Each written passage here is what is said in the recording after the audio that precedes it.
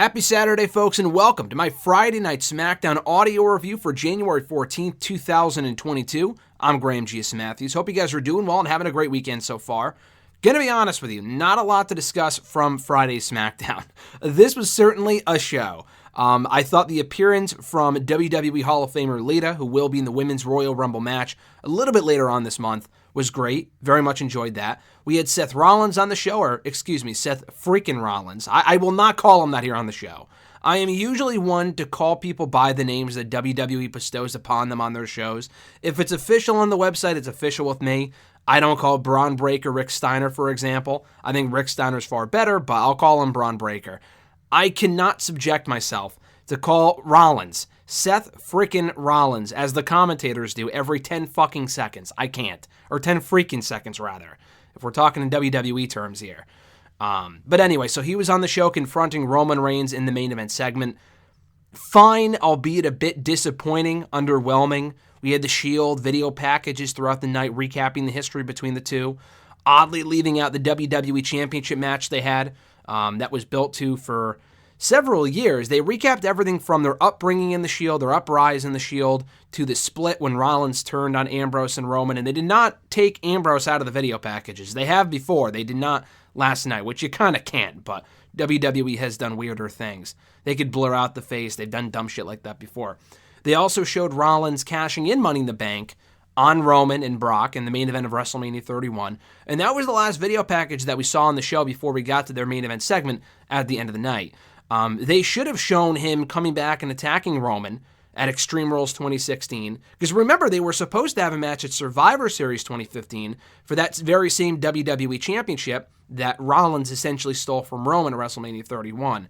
He got hurt, match didn't happen, Rollins comes back 6, 7, 8 months later. They do the match at Extreme Rules, or rather at Money in the Bank, and Rollins beat him. And now, obviously, Ambrose cashed in right afterward, but still, that's another piece of their history. And the Shield reunited a few times, but that's not as sexy as the betrayal, so to speak. They don't really have to recap that sort of stuff. That was merely nitpicking. But yeah, the entire show is built around the Roman and Rollins face-to-face in the main event segment. And it was fine, albeit short. I thought the entrances probably lasted longer than the segment itself did, to be completely honest with you. But it was good. I thought overall this was a very nothing show. And I've said it before, I won't go on a massive rant on today's episode of my SmackDown review, but SmackDown is just a nothing show right now. At least last week we had the big announcement of the women in the Women's Royal Rumble. We had Lita on the show, which was great, but last week we had Brock on the show. We had a SmackDown Tag Team title Street Fight main event. Johnny Knoxville made an appearance. And again, I'm biased because I was there last week and thoroughly enjoyed myself. Far from the greatest SmackDown I've ever seen, but overall it was a fun show.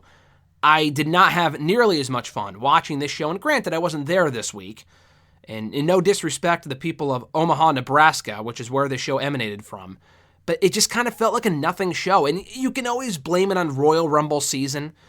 And SmackDown has some stars, but the problem is that they have been snake bitten with injuries and just terrible luck for a few months now, especially lately. And before we start the review here officially, let's just recap quickly. Jeff Hardy getting released, a big star on that babyface side on the SmackDown roster. Early December, he's gone. Toni Storm quits in late December. She's gone. Big blow to that women's division. Sasha Banks, we found out, I don't know if I talked about it here, but it came out last week that she got hurt, and she's going to be out for 6 to 8 weeks. So presumably she should be back for Mania, or maybe it was 4 to 6 weeks. Either way, she's out of the Rumble. And I thought she was a front runner to win the whole thing, because it seems like, according to plans per Meltzer and stuff, and this isn't groundbreaking, I mean, you can kind of tell where they were going with it from just watching the shows. It seemed like, and I still feel like they'll go in this direction, Charlotte and Sasha Banks for the SmackDown Women's Championship. Sasha's not around right now. That's a big blow to that women's division. So Drew McIntyre is out right now with a neck injury. Brock is basically a Raw guy at this point as the WWE Champion. And we found out on this show, Xavier Woods also out hurt. For how long, we don't know. I think they said a torn calf or something, an injured calf muscle. So I'm not sure how long he would be out for. Hopefully not long. Kofi's flying solo for now. Do you think they would push him on his own? Probably not. I know that's what led to him becoming WWE Champion a few years ago, but it seems like that ship is far sailed. I know they actually put him back in the WWE title picture for a cup of coffee last year. Maybe just because it made sense. I don't remember why exactly, but The roster depth on the Raw side at that point sucked. A lot like the SmackDown roster depth right now sucks. They had Cesaro in a fucking fatal 4-way nothing number one contenders tag team match at the start of the show.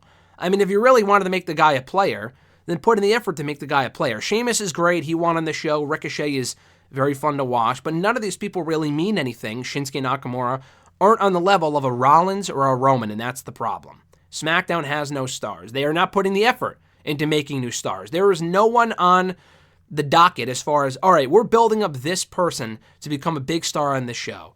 Raw, I kind of get the feeling they're doing that with Austin Theory and a few others. Almost, I don't even get me started on him, but SmackDown doesn't even have that. They have the people that are just kind of there and always will be there, like the Sheamuses and the Cesaros and the Shinskes. They're not really building anyone up. We don't have Ali around right now for whatever reason. I mean, who else honestly even is there? For the men or the women. I mean, the women, Aaliyah, give me a fucking break. She's terrible. We got the Naomi, Sonya thing still going on. At this point, it's got to be a WrestleMania match. Ricochet means nothing. They don't really have anyone else. And all the other people are basically tag team people. Happy Corbin, again, give me a fucking break. They're not building anyone up on the show, which is why they had to pull from the Raw pool for the Universal Championship match at the Royal Rumble. They weren't going to do Roman versus Baron fucking Corbin again, or Roman Reigns versus Sheamus, which honestly isn't a bad idea. Roman and Rollins and Reigns is just a far better and bigger matchup than any of those I just mentioned. But let's get into the review here. Again, I kind of rant off the start. I didn't really want to rant, but here we are. I kind of spend more time on that sort of stuff because there really isn't a lot else to talk about from this episode of SmackDown. We started the show with the Usos, the SmackDown Tag Team Champions, running down essentially the lack of competition to their tag titles. They don't have anyone, and they brought out 4 teams to vie for the number one contendership, but all of these teams are honestly ass. Los Lotharios are probably the best of the bunch. They were building them up for a little while, the consistent streak of wins, and then that just fucking fell apart about a month ago for whatever reason. They didn't even win here. Not that I expected them to, because they're heels and the Usos are heels. Jinder Mahal and Shanky are fucking awful. Cesaro and Monsoor, they're both great individually. Again, Monsoor, another guy they could have put in the effort to getting over, coming out of the Ali feud, beating Ali twice. They have done literally nothing with the guy since. I shouldn't be shocked. This happens every time they go to Saudi. They give him a win. They come out of that pay-per-view and they never push the guy. I get it. But still, it's definitely disappointing. The Viking Raiders ended up winning the whole thing. Now, the Usos and the Viking Raiders is a match I think that could be good. It's a match I should be more excited for. The problem is that the Raiders mean absolutely fucking nothing. I posed this question on Twitter. I already know the answer. It was more rhetorical than anything, but I did get a few answers. I said on Twitter after this match, I like the Usos versus Viking Raiders. But if the Raiders were going to win on this show, then why the fuck would you have them lose to Madcap Moss and Happy Corbin last week on SmackDown? 2 guys that aren't even really technically a team. That is the part that really not just bothers me, but just makes no sense. The 2 teams that have gotten more wins than probably any... First of all, Cesaro and Monsoor aren't even a team. They were a team for like a week who lost to Los Lotharios like 2 months ago, and that was it. But the 2 teams that should have been in this match, that aren't really teams, but they've won more matches as a team than anyone else in this match, are Happy Corbin and Madcap Moss, who I don't really like as single stars. Like, I like Corbin, and the Happy stuff is kind of wore out its welcome a while ago. I totally get that, but... You know, at this point, them in the tag team scene would probably make more sense than trying to push Moss. Like, Madcap Moss later on in the show, beating Kofi Kingston, is an absolute joke. The same man who beat Daniel Bryan for the WWE Championship, and honestly had a very good WWE title reign in Kofi Kingston, losing to Madcap Moss is something that should absolutely not be happening. And Moss is not one of those guys you build up, by the way. He's just not that good. He's all right, but he's not a future star in the show by any means. So anyway, Corbin and Moss should be in the tag team scene. Nakamura and Rick Boogs, who has a new haircut, by the way, should be in the tag team scene. That Intercontinental Championship means absolutely fucking nothing. There have been various points over the last decade where that's been the case. I get it. Now more than ever, I think Shinsuke is currently hurt, according to Boogs, an interview he did last week or earlier this week. Okay, but still, even before that, though, the championships... I mean, it's not like Nakamura's been hurt since August. When he won the fucking thing, he's had like 1 title defense in the last 4 or 5 months. You can't tell me he's been injured since SummerSlam, or whenever he won it, early August, mid-August, whenever it was. And the guy's over, but just put him in the tag team scene in that case. And I hate to say that about Nakamura because he's already been tag team champion, but it's better than the Raiders winning at this point because they've done nothing to build those guys up. They've been losers. I think they won one tag team match maybe against Jinder Mahal and Shanky a few months ago, about a month ago. That was it. They were made to look like losers in 3 minutes by losing to Corbin and Moss last week on SmackDown. Why the fuck should I care? It should be a good match, but they've completely ruined those guys by doing nothing with them for about a year or two now, to the point where no one really cares. And it's a shame because the Usos and Raiders should be a great match. It's a fresh feud, but they've done nothing to build those guys up until now. That's the WWE way of doing things. Beat them like a fucking drum and then give them a title shot. That's what they do. Speaking of Nakamura and Boogs, they interfered and interrupted the Sami Zayn in Zayn segment things. So Sami was basically talking about Johnny Knoxville. He was going to do something crazy like Knoxville would by getting launched into the ring in like a grocery cart or something, and he would go through the ropes. I don't know what he was going for. I wasn't disappointed he didn't do it because, first of all, it would have been stupid, as all the other jackass stuff is. Second of all, he's a heel. Why would he actually go through with it? Boogs did take him out of the cart and throw him over the rope and out of like the landing pad on the outside. I'm sure he's taken worse bumps, far worse bumps in his career where he wasn't landing on a crash pad. But still, that was basically the extent of the segment. Zayn complaining for a few minutes, and he's entertaining in this role, but they're just stalling for time. Nakamura and Boogs attacking Sami, and they did that again because I think Nakamura is currently hurt with a hand injury, so he can't defend that Intercontinental Championship against Sami Zayn. That's why we have no date for when their championship match is going to happen. At this point, if Nakamura is good to go by Rumble in 2 weeks, maybe they do the match there. They'll probably just end up doing it on SmackDown whenever Nakamura is cleared. We had Aaliyah versus Natalya on the show. Now, Aaliyah beat Natalya in her sole match on SmackDown prior to this point, 2 months ago, right before a Survivor Series. I'll get into my thoughts on Aaliyah in a second, but just to recap here. She was in a 6-woman tag team match. She pinned Natalya. It was her first debut match on the show. Big reaction. I don't give a shit about Aaliyah, but she got a good reaction for it. She was already on Team SmackDown for the women. Sonya took her off said team. And then we haven't really seen her since. She's maybe flirted with Ricochet backstage once, but beyond that, we have not seen her on the show since. She randomly resurfaces here. Natalya is another one I couldn't give two shits about. I really couldn't. I just don't care. The whole thing here was that Natalya came out. They wasted a lot of time on this. Natalya came out holding the Guinness Book of World Records, okay? Bragging about how she holds 2 records in the book, which is, I think, a shoot, by the way. I think that's true.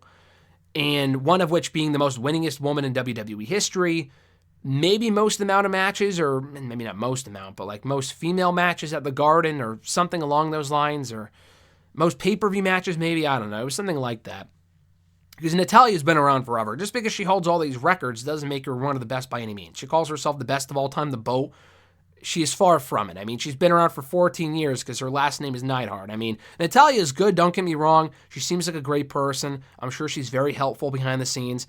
In front of the camera, in that division, she is just a woman that fills out a spot. She is definitely not one of the better people in that division. She is better than Aaliyah, who has been around for 5, 6, 7 years and has hardly improved. Hardly. She is mediocre at best. She got a good reaction here for beating Natalya in 3 seconds, which is the new WWE record, apparently, 3.17 seconds. I would hardly call that a good thing that the only women's match on the show went 3 seconds. That's a new low. And we did have a women's segment. You know, we had Naomi and Sonya going at it backstage, jibber-jabbering and whatever. We had Charlotte and Lita going back and forth on the mic in the ring a little bit later on. I think actually right after this. Excuse me. But that's hardly an accomplishment. To be known for having the shortest win in WWE history, especially if it's a women's match. I mean, I think that's kind of... I'm sure we've seen 8, 20, 10 women tag team matches on Raw and SmackDown in the last 15 years that went about 30 seconds, so I would hardly call that a great accomplishment. Aaliyah's not that good. Natalya is just boring as shit. I mean, this is what we're left with when people leave and people get released and people get hurt. We're left with Aaliyah versus Natalya. What happened to the fucking Shayna Baszler push? I mean, if you actually bother to push her, Shayna and Charlotte would actually be a good match to do, a good feud to do. Heel versus heel be damned, that would be a good feud to do. But they've just done nothing with her lately, so I shouldn't be surprised. Shotzi too, where the fuck is Shotzi? I mean, I'd rather have Natalya in the spot putting over Aaliyah, but they pushed her for a cup of coffee. We've hardly seen her since, so if you see her in the back of a milk carton or see her pop up anywhere, let me know. So speaking of the women, Charlotte was out next, the SmackDown Women's Champion, to confront Lita, who started out this segment. She was already advertised to appear in advance, so it wasn't a surprise or anything, but great to see Lita back on SmackDown. I think Michael Cole, when he was introducing her, I might be wrong, maybe I misheard it and he just said, oh, she's been a legend for 20 years. I think he had said, which would probably be accurate, this was her first appearance on SmackDown in 20 years, which would be true. Because 20 years ago in 2002 was when they implemented the brand split. I don't think Lita ever went to SmackDown. She was always on Raw from 02 through when she retired in 06. And anytime she's returned to WWE, it's always been either on Raw or on pay-per-view or another show like Evolution is one of the pay-per-views, or a pre-show panel, whatever. I don't think we've ever really seen her a part of SmackDown. So he was probably, again, I may have misheard it, but I thought he had said her first appearance on the show in 20 years. Very cool. Like her comedy calling, I can't nitpick here. I can't say hers was great, but Chris Jericho's was awful when he calls one of the 2.0 guys squarehead. Lita calling Charlotte big head or whatever was just stupid. Overall, I enjoyed the exchange aside from the one dumb line or two. I would love if this planted a seed for a match, and Lita did leave her laying. It wasn't like they just went to face-to-face, Charlotte talked shit and walked off. No, Lita laid her out with a twist of fate and before walking off. So I don't think it's going to lead to a match. I would love to see Lita and Charlotte at WrestleMania. I'm sure we're still going to get Charlotte and Sasha for the upteenth time, which they haven't really feuded in several years, so I guess it's not that bad. But I think Charlotte and Lita would be a lot of fun too. And I think maybe Lita can show her to do a proper moonsault and how to actually execute it and land it, a little bit better than however Charlotte usually does it.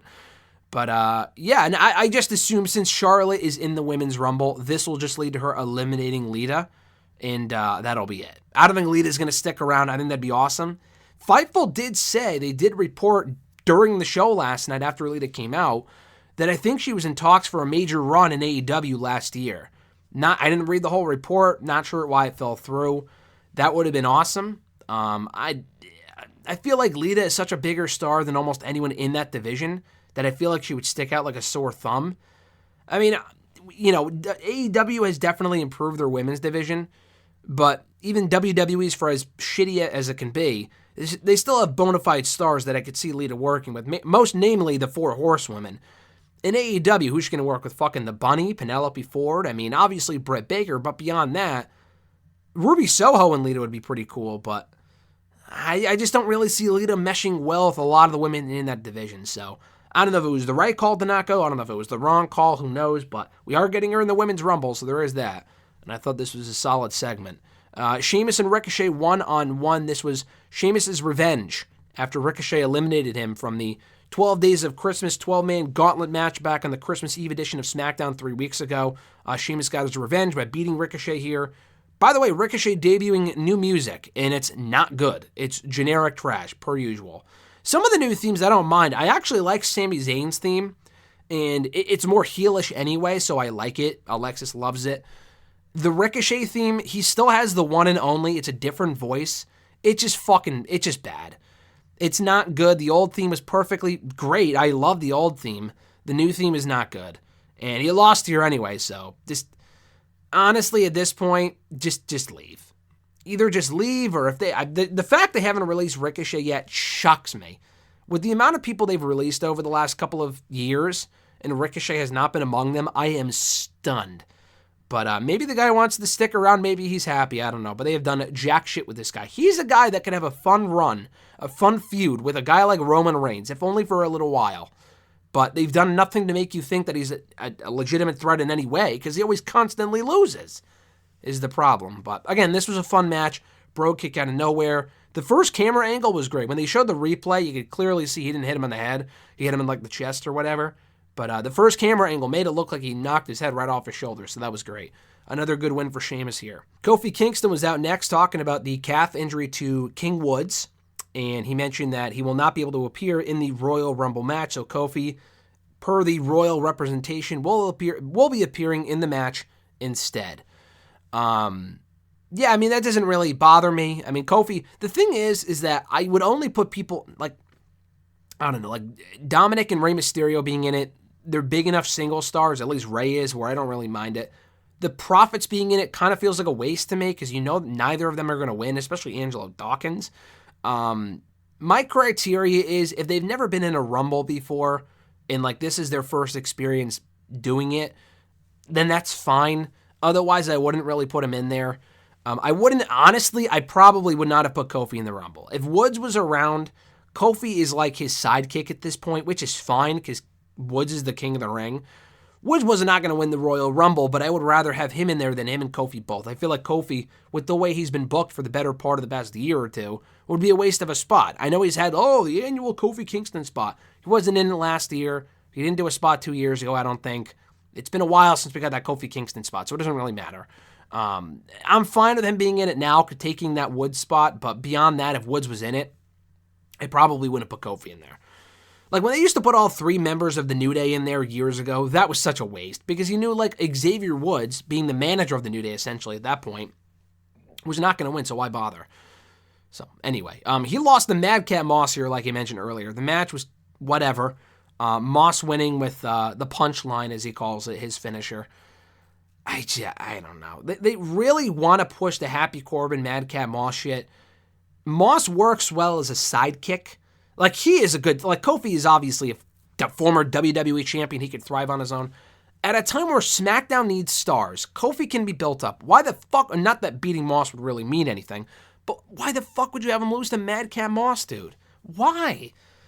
Are you really going to start pushing Moss, who took Drew to the limit, seemingly, for 5 minutes at day 1 a few weeks ago? I don't know why. He's just not that good. So I just don't really understand what this accomplishes. Corbin beating Kofi, I wouldn't mind as much because Corbin's a bigger star than Moss. Moss is a glorified sidekick. Him beating Kofi is an absolute joke. And then to close out the show, I already talked about it. Roman Reigns and Seth going at it after all the Shield video packages throughout the show aired. This was fine. They kind of just barely scratched the surface. Rollins tried to do the fist bump. Roman said I was above him. Rollins brought up how he was undefeated in title matches with Roman, which I think is true. That is true.